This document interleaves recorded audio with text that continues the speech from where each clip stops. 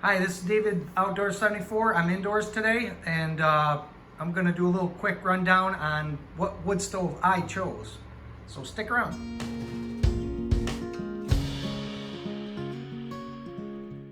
All right, we're talking about wood stoves.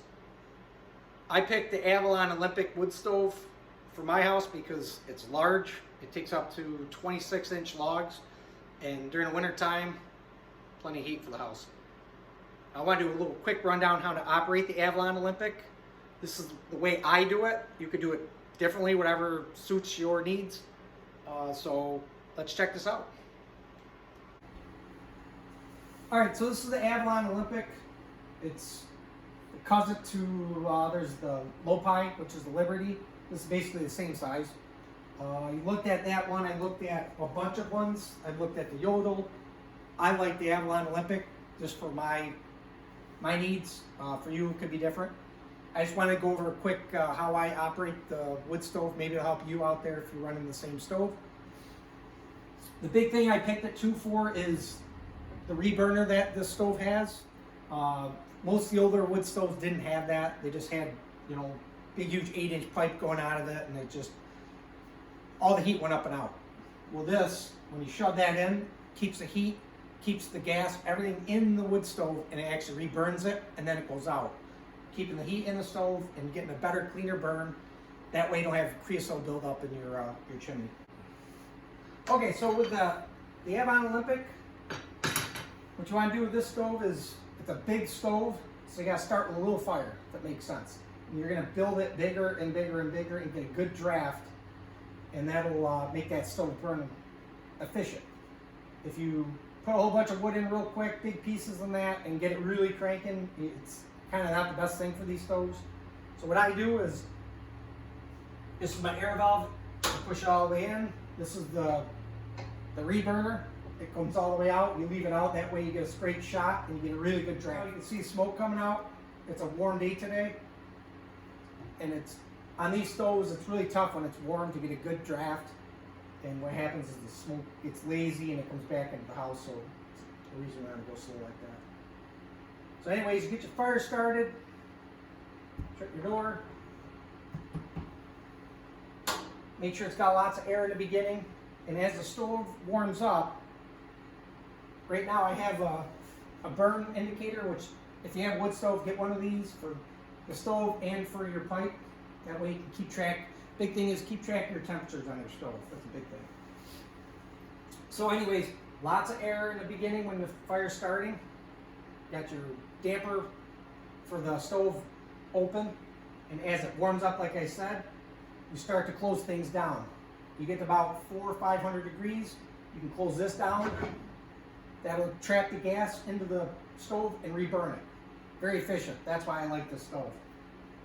Your air, if you're going to hang out here all day long and you're going to watch your stove, if you want to leave it open and just keep that fire cranking, keep that heat going, leave it pushed out. What we want to do is, if you're going to go away for a period of time and you got your wood stove burning, you can put your wood in that you need to figure to get you through an hour or two if that's what you're doing.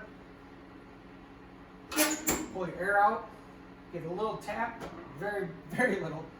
And then when you come back, you should still have coals burning, and actually wood probably will still be in there. If you're gonna stay home, what I do is I close the damper down, make sure it's got a nice load of wood in there. I usually do this, and it works for me. I just have it set like that. That's about halfway for my air. And stoves are finicky. Wood stoves, each stove is different. This is the way I run this stove. You can have the same exact stove in a different climate and it'll operate totally different. So it's kind of, it's tough for me to tell you how to operate, how much air and how much wood to put in. You'll have to figure that out yourself, but I can tell you that that's the reburner and that's the air. In means lots of air, out means no air. I can tell you that. But again, if you're in a different climate, stoves can operate differently. So right now, because it's warm out, I only have a few pieces of wood in. I don't want too much, because if I put too much wood in, the house will get really, really hot. So right now I I don't have a good draft, so I'm giving a lot of air. And I'm leaving this open because I want to get a good draft.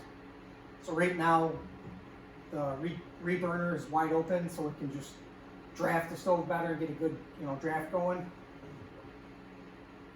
And when I open my door, I go slow like that so it doesn't back puff into the house. See, I don't have much wood in there. I'm not really burning too much. I'm just taking the chill out of the house. I will do another video where it's, during the winter time and it's really cranking.